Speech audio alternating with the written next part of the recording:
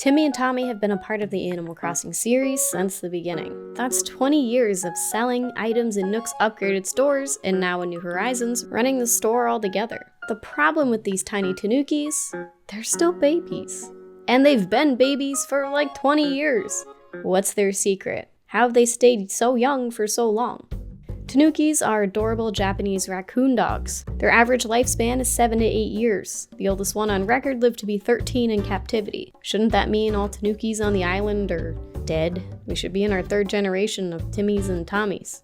I thought the answer to this was maybe each Animal Crossing game was in its own universe and were all just occurring simultaneously, but Label's and Brewster's storylines prove that their lives have followed the timeline of the previous games. So unfortunately, this theory doesn't work. What's their secret? They're still bright-eyed and bushy-tailed after all this time? In fact, all the villagers in this game haven't aged, not one bit.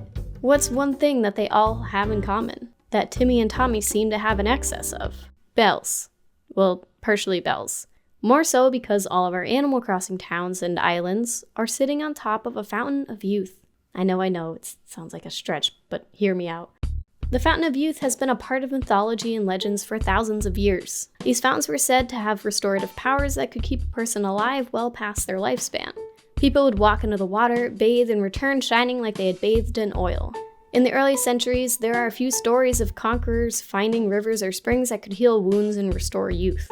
Over the years, there were many different springs speculated to be located all over the world. These fountains were rumored to be in paradises that only few had access to. The Animal Crossing series just happens to be set in a paradise that only you have access to since you can only have a limited number of villagers on your island. Coincidence? I think not. Fountains and clear water pools in nature were seen as gifts from the gods. Many ancient people worshipped the fresh water that was provided to them and sincerely believed they were blessed because of their existence. Presenting gifts to the gods was a way to appease angry beings, act as a request, prayer, or even payment to said god. This has since transformed into throwing a coin into a fountain and making a wish. Timmy and Tommy have a lot of bells. We've given a lot to them, and they give a lot back to us. They are the ultimate holders of currency in this game. Well, except for Daisy Mae, she tends to hold a lot of our money too.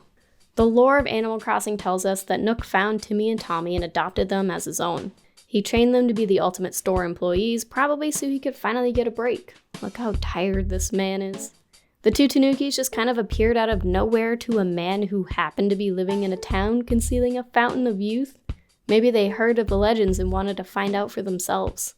As long as it's not the storyline like from the film Orphan, I would never trust these two ever again.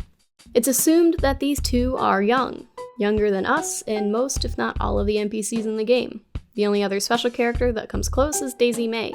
We know the little snot girl is underage due to the way Brewster treats her. Whenever a villager or special character shows up at the roost, they always have a coffee in front of them. Everyone except for Daisy Mae. The assumption is that she's probably too young for coffee, therefore she's supplied a cookie. Which, give me a cookie with my coffee every time. Please and thank you. Timmy and Tommy, on the other hand, are supplied with a cup of coffee. While we don't know their exact age, they are at least old enough to consume caffeine without turning into a wild animal like most children would. Even though they appear to be children, maybe they aren't.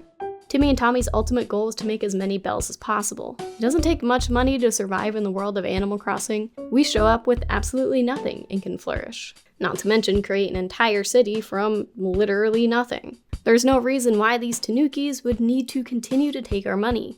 I'm sitting here with millions upon millions of bells and could probably survive a few lifetimes with this amount of cash. I've stopped actively trying to earn money in this game. I even dropped 100,000 bells on one mystery bag from Nookazon just to try to deplete my bank account a little bit.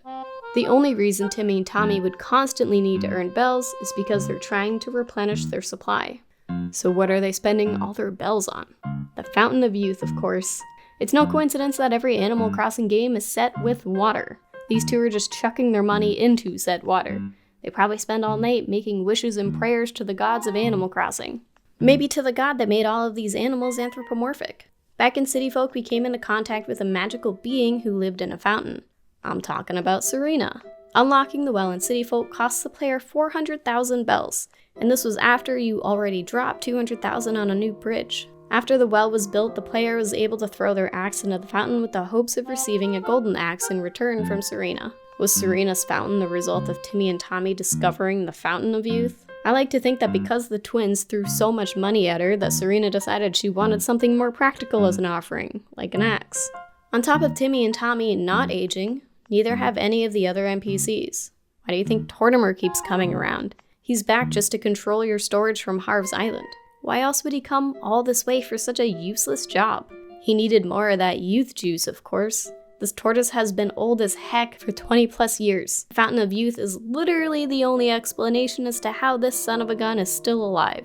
The promise of living forever is the only explanation I can think of for these animals to continue to come back to us, even after we mess with them. Why do you think Timmy and Tommy haven't aged? Let me know in the comments below, and I'll see you next time. Bye!